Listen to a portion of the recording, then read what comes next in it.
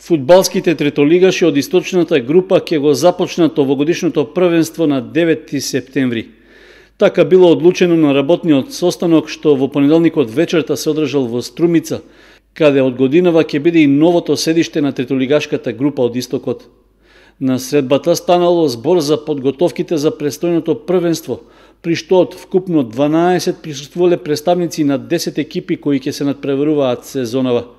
Според информациите од Струмица, расподелот на двојките за есенскиот дел ќе биде познат по ждребувањето, што е договорено да се одржи на 2 септември.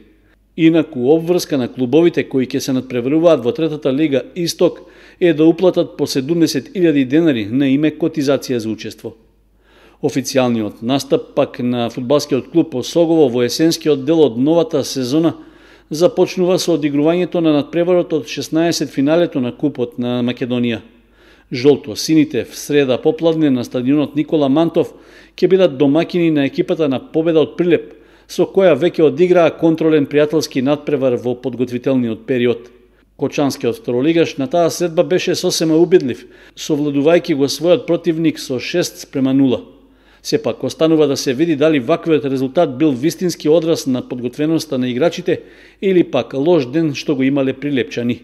Инаку надпреварот од 16 финалето започнува во 17 часот.